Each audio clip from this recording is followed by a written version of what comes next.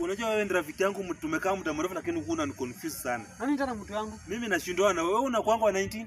Mimi? 19.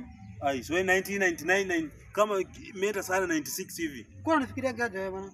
Aje? Mimi sio mzee hivyo. Mimi ni mtoto sana bwana. Ai, wewe sio mzee sana. Mimi ni unajua na nini wewe? Bwana wewe ni wa 2000 ama nini? Hapana. Mimi sio wa 19. Wewe ni wa nini? Mimi ni wa 1625. Ndio, 16 what? 25.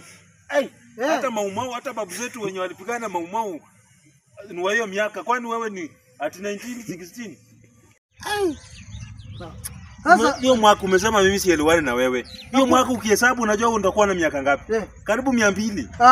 Wewe 16 ngapi? 23. 23 tena. Nakwambia 1623 ile nimekuwa kadri lazima.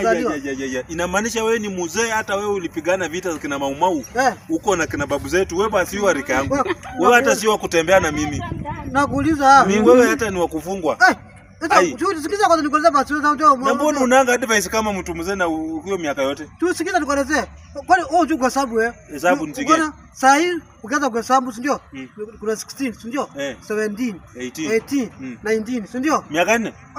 Kwani kati ya 16 na 19 ni gani kubwa? Bwana hata Masai haiwezi fikiria hivyo. Hata Masai haiwezi fikiria kama wewe. Kati ya 16 na 19 ni gani kubwa? Hebu nikuulize. Acha ngutulia, nikuulize. Mahali umetoka, ulizauka akili yako? Hapa akili aje? Si sababu una akili. Sasa tuna akili. Kwani mimi sijui miaka yangu? Kwani unataka kunipea miaka mzee kuliko yangu? Sasa mimi hakuna sema inaweza kuwa yako. Unataka kunipea miaka mzee kuliko yangu? Basi umezeeka sana paka ufikiri, weka hapo. Mimi wa 19 bwana wewe. Mimi ni wa 16. Umezeeka paka ufikiri. Mimi ni wa 16 wewe kwani unataka kunipea miaka mzee yangu? Mimi sio mzee hivyo pumbavu.